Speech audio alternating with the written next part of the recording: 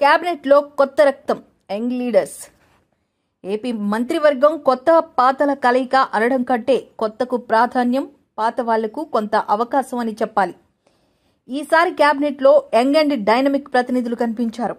ప్రతి ఒక్కరూ ప్రమాణ స్వీకారం పాఠాన్ని బిగ్గరగా చదివి తమ కసిని చూపించారు. ఈ క్యాబినెట్లో తొలిసారి ఎమ్మెల్యేలుగా గెలిచిన 10 మందికి చోటు లభించింది. నారా లోకేష్, పవన్ కళ్యాణ్ సహా మరో 8 మంది తొలిసారి గెలిచిన ఎమ్మెల్యేలుగా ఉన్నారు.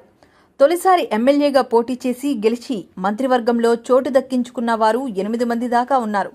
వీరిలో మండిపల్లి రాంప్రసాద్ రెడ్డి, వాసంశెట్టి సుభాష్, టీజీ భరత్, ఎస్ సవిత, కందుల దుర్గేష్, సత్యకుమార్ యాదవ్, కొండపల్లి శ్రీనివాస్, గుమ్మడి సంధ్యారాణిలు ఉన్నారు. అంతేకాదు, ఇప్పటికే చాలాసార్లు గెలిచి మంత్రులు కాలేకపోయిన వారు, పార్టీ కోసం కష్టనష్టాలు పడిన వారికి ఈసారి అవకాశం లభించిందని చెప్పాలి.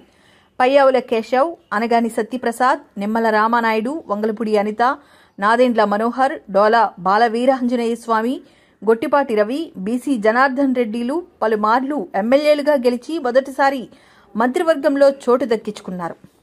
ఇక పాత మంత్రుల విషయానికి వస్తే అచ్చెన్నాయుడు, కొల్లు రవీంద్ర, పి నారాయణ, ఎన్ఎండి ఫరూక్, ఆనం రామనారాయణ రెడ్డి, కొలుసు పార్థసారథులు మాత్రమే గతంలో మంత్రులుగా చేసిన వారు కావడం గమనార్హం.